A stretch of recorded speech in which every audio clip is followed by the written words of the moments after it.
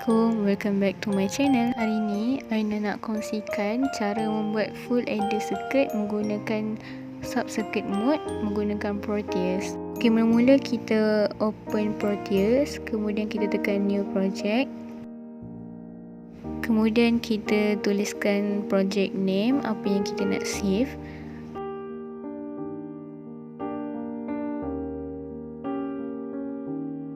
Kemudian kita tekan next dan finish.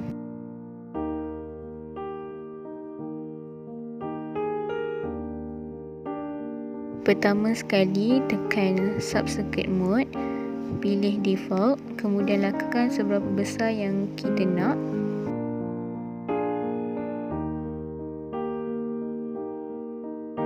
Double klik pada default dan letakkan nama string sebagai full adder.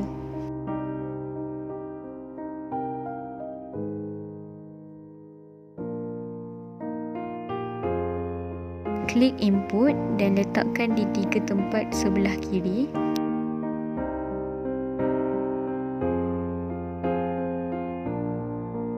Klik output dan letakkan di 2 tempat sebelah kanan.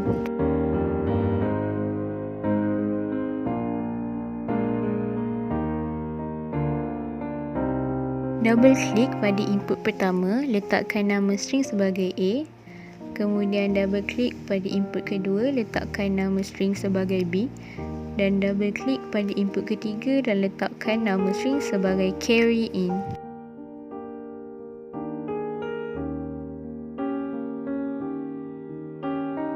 Double klik pada output pertama, letakkan nama string sebagai sum. Kemudian double klik pada output kedua, letakkan nama string sebagai carry out.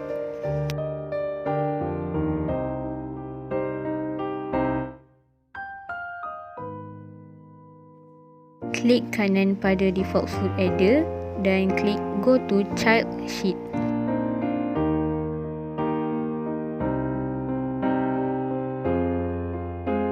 Klik component mode, klik P device, kemudian search XOR. XOR atau kata nama lainnya exclusive OR gate. Letakkan 2 XOR gate pada litar.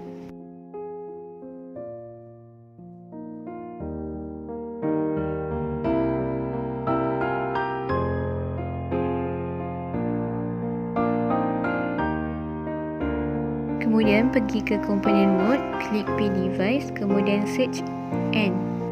N atau kata nama lainnya AND gate. Letakkan 2 AND gate di bahagian bawah XOR gate.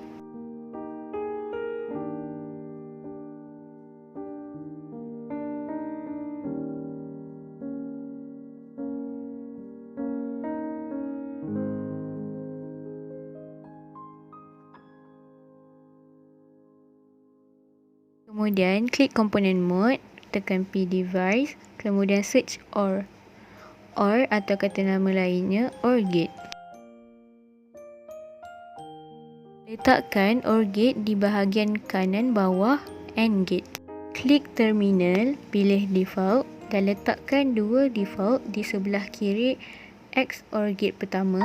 Letakkan 1 default di sebelah kiri OR gate kedua. Letakkan 1 default di sebelah kanan hujung sebelah atas. Klik rotate X mirror. Letakkan 1 default di sebelah kanan hujung sebelah bawah. Kemudian tekan rotate X mirror.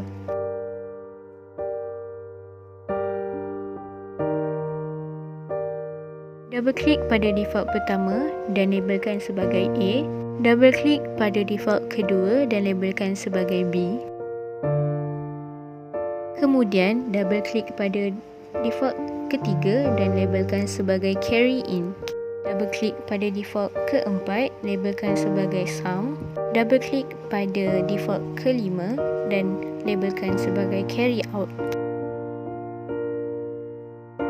Kemudian connectkan semua device dengan menggunakan wayar untuk menjadikannya satu litar yang lengkap.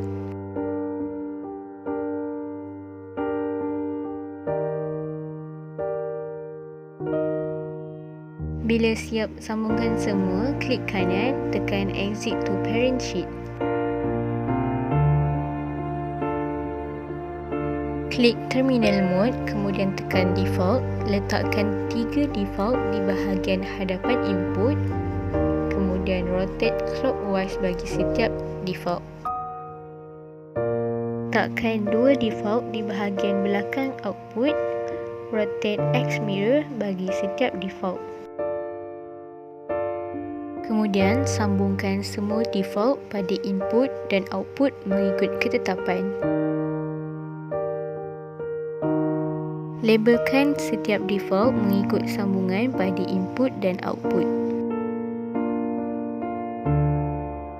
Klik Generator Mode, kemudian klik D Pattern. Letakkan di bahagian hadapan setiap default input, kemudian sambungkan pada default.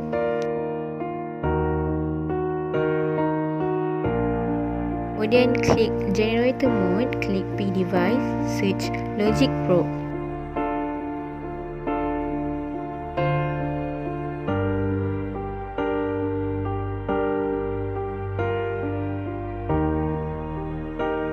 Letakkan 5 logic probe di bahagian bawah full adder.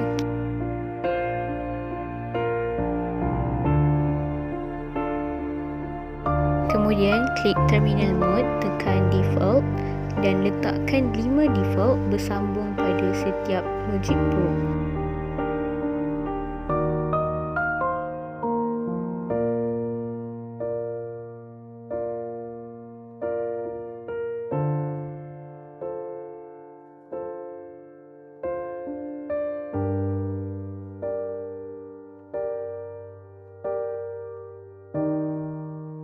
Kemudian, labelkan setiap default mengikut input dan output yang ada.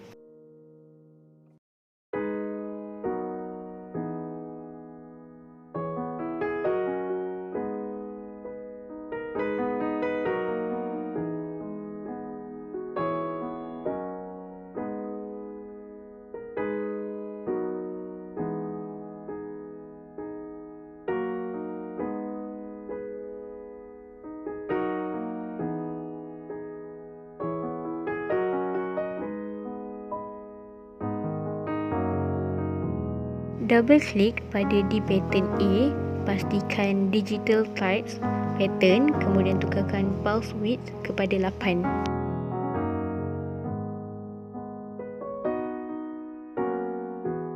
Double klik pada di pattern B, pastikan digital types pattern, kemudian tukarkan pulse width kepada 4. Double klik pada di pattern pada carry in, pastikan digital types pattern, kemudian tukarkan pulse width kepada 2. Kemudian kita boleh run simulation, kemudian tunggu seketika untuk bacaan result pada logic probe.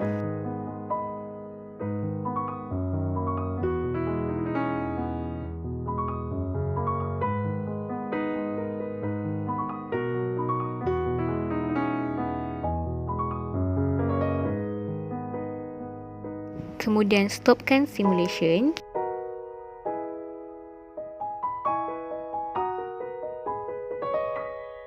Klik graph mode, klik digital, kemudian lakarkan kotak graf mengikut kebesaran yang inginkan.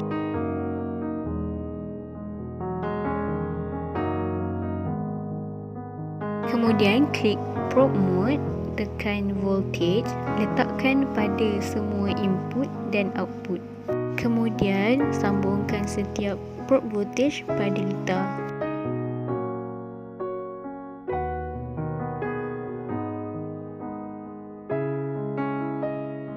Kemudian double klik pada digital analysis graph, letakkan start time 0, stop time 10.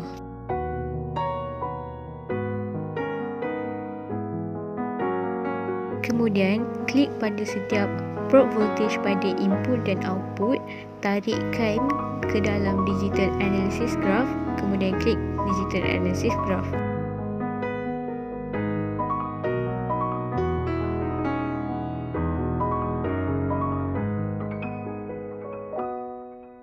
Kemudian, tekan spacebar untuk melihat result pada analysis graph. Klik kanan pada graph, kemudian tekan maximize graph untuk melihat graf dengan lebih jelas. Okey, itu saja daripada saya untuk kali ini. Jangan lupa like, comment and subscribe. Selamat mencuba!